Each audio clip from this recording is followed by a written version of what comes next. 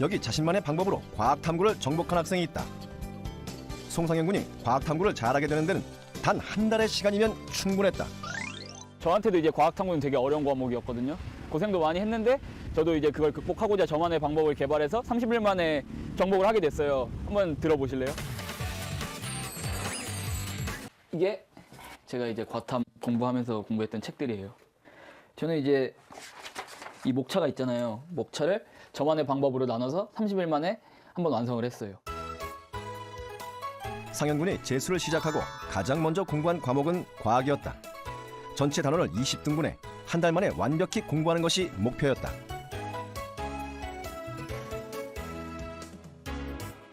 3월 한 달 동안 언어, 수리, 외국어 공부는 거의 접고 과학 과목에 집중한 상현 군. 여기엔 남다른 이유가 있었다. 과학 탐구 영역은 2학년 겨울방학부터 집중적으로 공부하면 된다고 생각했다. 하지만 3학년이 되어 치른 모의고사 결과는 충격적이었다.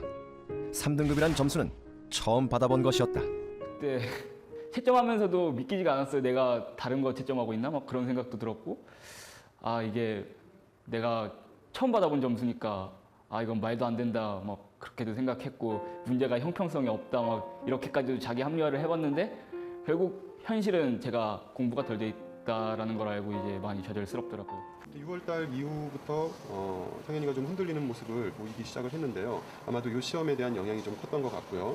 그래서 그 이후에 7월에 본 시험에서는 오히려 원수에조차도 2등급, 4등급, 4등급, 심지어 과탐도 4등급, 5등급 이렇게밖에 성적이 나오지 않습니다. 그래서 이것은 11월 수능 때 그대로 반영이 돼서 11월 수능을 본인이 기대하는 것보다 훨씬 못 보게 되고요. 그래서 학교에 와서도 본인의 성적을 공개하기를 꺼려할 정도, 또 아이들 앞에서 본인의 성적을 부르지 않고요.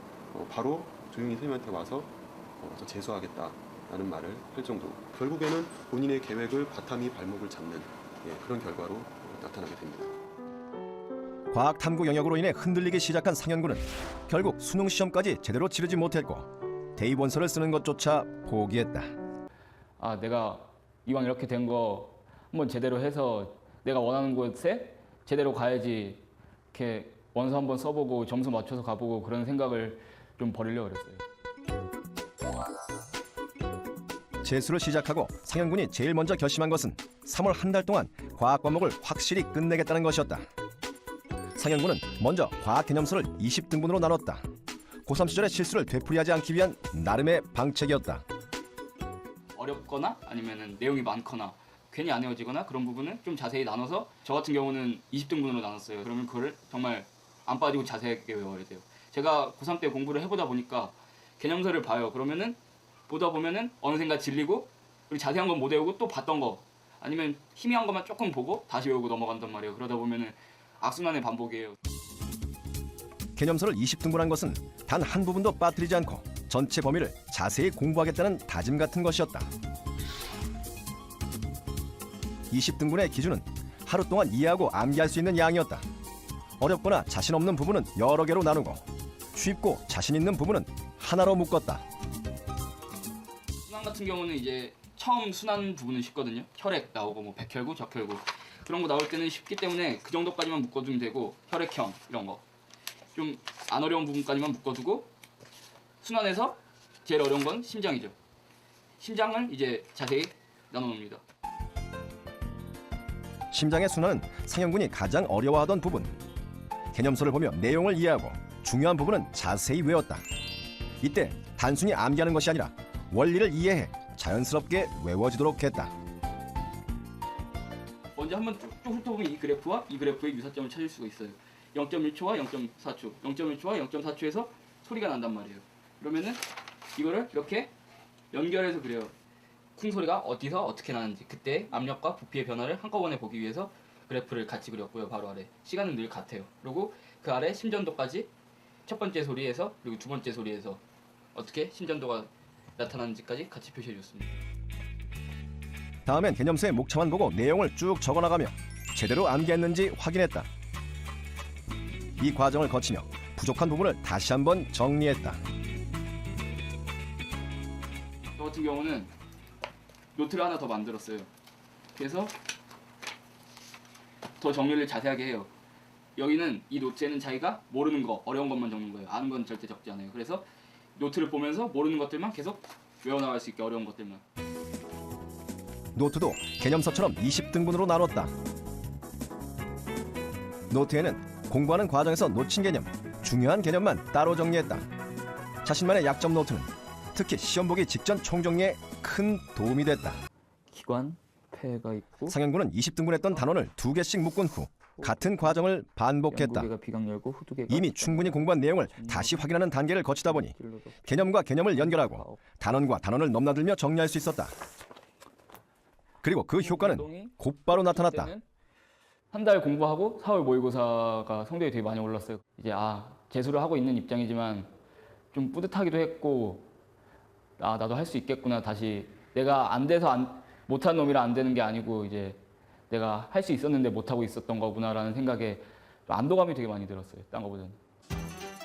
재수 시절 상현군은 아무도 없는 빈 강의실에서 홀로 소리를 높여가며 과학 탐구를 강의했다. 교감신경, 부교감신경은 전기 자극을 받아서 상현군은 왜 아무도 듣지 않는 강의를 하기 시작했을까? 마지막 최종 확인 단계가 필요했던 거죠. 10등분을 해서 공부를 하기 시작하면서 이제 나만의 논리가 좀 생겼잖아요. 그러면서 이 단원 저 단원 융합도 되고 그러다 보니까 내가 진짜 선생님들처럼 설명을 해야 과탐을 마스터할 수 있지 않을까. 이왕 하는 거면은 그 정도는 해야지 학생 수준에서 머물러서는 안 된다고 생각을 했어요. 강의에 앞서 상현군은 개념서를 보고 핵심어를 적어나갔다. 이때 한 단원에 해당하는 것뿐 아니라 연결된 단원의 핵심어까지 모두 적었다. 이제 다시 설명할 때는 그것들을 유기적으로 연결시킬 필요가 있잖아요. 쪼갰던 부분들을 다 연결되는 부분이기도 하고 그렇기 때문에 한 3강에서 4강 정도가 연결된다고 하면 한꺼번에 같이 쓰고 같이 설명을 하는 거예요. 대표적으로 알칸이 있는데 알칸은 다중결합이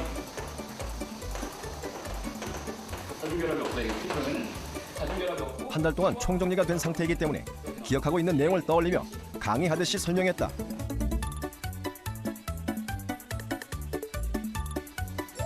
막히는 부분은 개념서를 펴고 그때그때 확인했다. 제가 막혔던 부분은 알켄 제법 쪽인데요. 잘 기억이 안 나서 찾아봤는데 이제 찾아보니까 알코올이랑 황산을 합해주고 물로 중탕해서 가열해주면 이제 알켄과 물이 나온다고 돼 있어요. 알칸은 CN, EN 플러스 헛갈리는 부분은 계속 보완해가며 목표했던 진도까지 강의를 계속했다.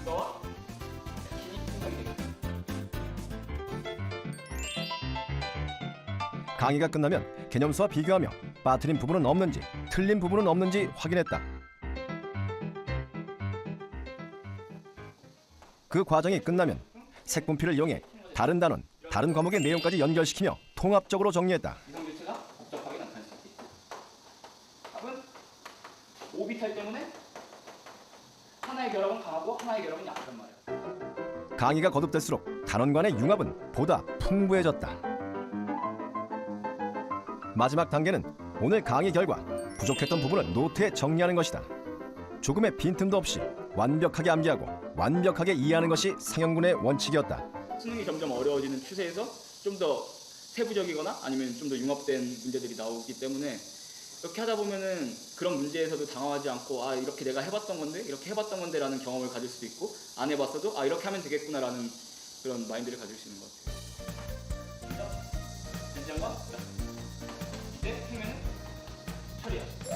그러면은 상현군은 강의식 공부 방법을 수능 시험을 볼 때까지 계속해 나갔고 결과는 과학탐구는 물론 전 과목에서 1등급을 받았다.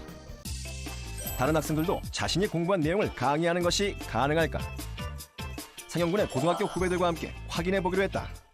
생물 한 단원을 정하고 1시간 정도 공부할 시간을 가졌다.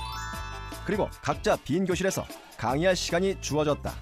안녕하세요. 전 오늘 배운 호르몬과 항상성에 대해서 이야기해볼 생각인데요. 일단 호르몬부터 얘기하겠습니다.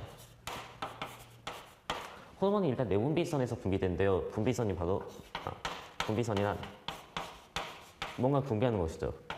두 개로 나뉩니다. 내분비선, 외분비선. 학생들은 각자의 방법대로 강의에 나갔다. 뭐라 해야 되냐, 돼지의 그런 어떤 내분 기산에 나오는 것을 사람한테 이식시켜도 별 지장이 없다. 뭐 그런 것을 종특이성이라고 합니다. 뇌하수 최후 협에는 옥시토신과 보고하겠습니다. 항인효 호르몬이 존재합니다. 갑상선에는 티록신과 칼시토닌, 파라토르몬이라는 세 개의 호르몬이 있습니다. 공부한 내용을 제대로 전달하지 못하는 학생도 있었다. 완벽하게 공부가 돼 있지 않은 상태에서 강의식 공부 방법은 의미가 없었다. 후배들은 상영군의 강의를 보고 어떤 차이를 느꼈을까? 저는 그냥 무조건 외우면서 진도만 앞으로 나가기만 했는데 형은 계획을 세워놓고 단원별로 나눠서 한 번 하고 또 다시 앞으로 돌아서 계속 반복하는 그런 게 좀 달랐어요. 프린트 그 모양대로 외우려고만 노력했는데요. 형은 이 책에 없는 내용뿐만 아니라 저 자기만의 그림을 그리면서 다른 내용까지 연관지어서 한 번에 다 공부했잖아요. 제가 이제 어떻게 공부해야 될까를 알았다고 해야 되나? 상영군의 공부 방법은 왜 효과가 있었던 걸까? 제 공부 방법을 한마디로 표현하면 역지사지인 것 같아요. 아무래도 학생들이 공부하다 보면은 학생의 입장에서 받아들이는 공부만 하게 돼요. 그렇지만 내가 남에게 가르쳐주는 공부를 하게 되면은 선생님의 입장이 되고 출제자의 입장이 되고 하다 보면은 문제가 보이기 시작하고 선생님의 입장이 되는 게 과탐을 성공할 수 있었던 비결인 것 같아요.